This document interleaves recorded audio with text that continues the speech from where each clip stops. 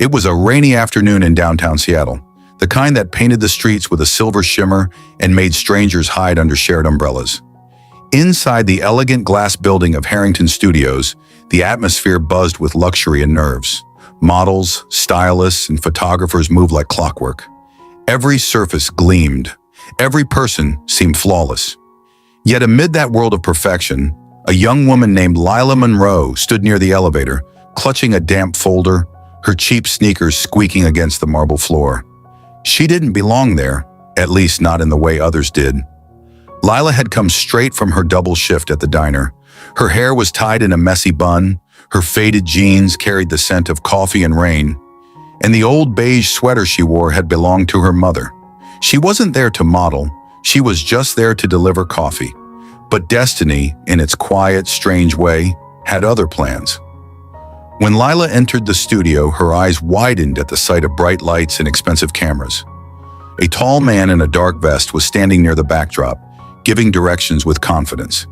He was Ethan Harrington, the creative director himself, famous for transforming unknown faces into global sensations. His team was preparing for a high-profile shoot for a luxury brand, but something wasn't right. The lead model hadn't shown up, and the tension in the room was rising. As Lila set down the coffee tray on the nearest table, a gust of wind from the open studio door caught her hair, sending a few loose strands dancing across her face.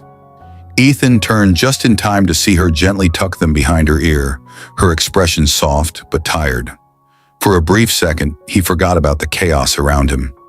There was something about her presence, calm yet quietly defiant, that pulled at him.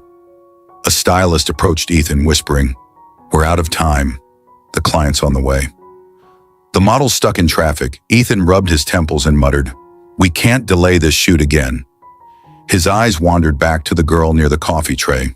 Her clothes were plain, her makeup non-existent, but there was a kind of unfiltered honesty in her face that no camera could fake. "Hey!" he called out, walking toward her. Lila froze, unsure if she was in trouble. "You're not the model?" he asked, half in curiosity, half in disbelief. Lila blinked, shaking her head with a shy smile. "No, I'm just me." Those 4 words lingered in the air, simple yet profound. Just me. She didn't realize how rare that was in his world, a world that thrived on filters and masks. Ethan studied her for a moment longer before saying quietly, "Stay right there." He turned to his team. "Set up the lights. We'll use her." A murmur of confusion spread across the room. The assistants exchanged puzzled glances. "Sir, she's not a model," one whispered. "I know," Ethan replied. "That's why she's perfect." Lila's heart raced as they asked her to sit in front of the backdrop. She protested at first, insisting it was a mistake. "I'm not beautiful like them," she said softly, but Ethan only replied, "Beauty isn't what they told you it was." The team adjusted the lights, and when the first flash hit her face, she flinched. Yet behind that nervousness was something fragile and real, something that the camera caught with haunting precision. When the photos appeared on the screen, the room fell silent. Every shot looked like a painting, filled with emotion that no trained pose could imitate. Her eyes spoke of sleepless nights and quiet hope. Her smile, though hesitant, felt like the kind that belonged to someone who had learned to survive storms. Ethan didn't need to say a word. He just knew. She was the moment he'd been waiting for. After the shoot, Lila tried to slip away quietly, embarrassed by the attention. But Ethan caught up to her at the elevator. "Do you have a minute?" he asked gently. She nodded, unsure. He showed her the photos on his tablet. Lila gasped softly. It didn't look like her, but it did. It looked like the version of her she'd forgotten existed. Confident, alive, beautiful. Tears welled in her eyes. "Is that really me?" she whispered. Ethan smiled. "Yes, that's you. No filters, no pretending. Just you." That night, as Lila walked home through the rain, she thought about those photos. She had never seen herself that way. She had grown up being told she wasn't enough. Too plain, too shy, too ordinary. Her father had left when she was 10. Her mother worked 2 jobs until illness took her away. Lila had spent her teenage years juggling school and waitressing, often skipping meals to pay the bills. Dreams for her were a luxury she couldn't afford. Yet here she was, being told by one of the most respected names in fashion that she was enough just as she was. The next day, Ethan called her back. "The client saw the pictures," he said over the phone, his tone unreadable. "They want to use them for the campaign." Lila froze. "But they don't even know who I am." Ethan chuckled softly. "They don't need to. They just said, 'She looks like Hope.'" The campaign went viral. In a world obsessed with perfection, Lila's natural, unretouched photos touched millions. People commented things like, "She looks like someone I know," and "She reminds me of myself before I gave up." She became the face of authenticity without trying to. Reporters began asking for interviews. Magazines wanted features. But through it all, Lila stayed grounded. She still worked at the diner part-time, still lived in her small apartment with peeling wallpaper. But something inside her had shifted. Ethan watched her transformation quietly. He admired her humility and resilience. Every time he saw her smile on billboards, he didn't see a model, he saw a story. A reminder that sometimes the world doesn't need another perfect face. It needs a real one.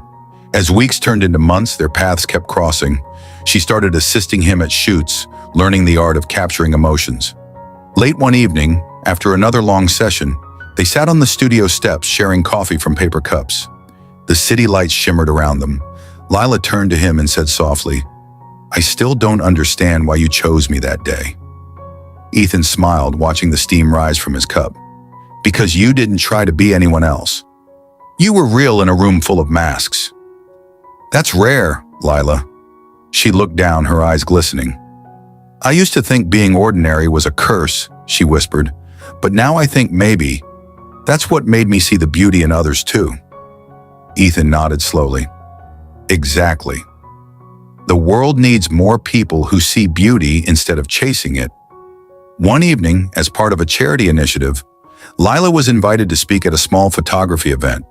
She hesitated at first. Public speaking wasn't her strength, but Ethan encouraged her. "Just speak from your heart," he said. So she did. Standing on that modest stage, she shared her story, not as a model, but as a girl who once believed she was invisible. She spoke about loss, struggle, and the quiet strength that comes from surviving every day when no one is watching. Her voice trembled, but her words reached deep into people's hearts. By the end of her talk, there were tears in the audience. One young girl came up to her afterward, hugging her tightly. "You made me believe I don't have to change myself to be seen," she said. Lila smiled, her heart full. That was the moment she realized her story wasn't about fame. It was about reflection, about giving others the courage to see themselves in their truest form. Ethan, watching from the back of the hall, felt something stir in him. For years, he had built a career on illusion, on lighting and angles and retouching. But this woman had reminded him why he'd fallen in love with art in the first place, to capture truth, not perfection. Later that night, when they walked together outside under the soft drizzle, he turned to her and said, "You know, you've changed how I see everything." Lila laughed gently. "No, you just started looking again." He smiled, realizing she was right. Sometimes it took someone who had nothing to remind you that you already had everything. Life didn't suddenly turn into a fairy tale for Lila. She still faced challenges, still had lonely nights and bills to pay. But she carried a quiet confidence now, an understanding that her worth had never depended on what she wore, how she looked, or what others thought. It had always been there, waiting for her to see it. Months later, the Harrington Hope campaign won an international award. When the host called her name to the stage, Lila walked up in her simple navy dress, trembling but proud. Cameras flashed, applause echoed. She accepted the award and spoke just 2 lines that silenced the entire hall. "I'm not the model you expected. I'm just me. And that's finally enough."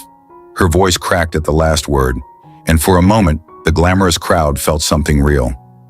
They stood, not for her fame, but for her truth.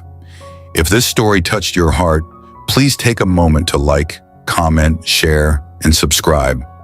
It helps us keep telling stories that remind the world what kindness and self-acceptance truly mean. And before we end, tell us in the comments, have you ever been told you're just you? What did that moment mean to you? Your story might inspire someone else tonight. As the lights dimmed on the award stage, Lila looked out at the crowd and spotted Ethan in the front row. He didn't clap the loudest, but his eyes said it all. Pride, gratitude, and something deeper. Respect for the woman who showed the world that being just me could be the most powerful thing of all. The rain outside had stopped. The city glowed. And somewhere deep inside her, Lila finally believed what the world had taken so long to show her. She was never ordinary. She was real, and that was her magic.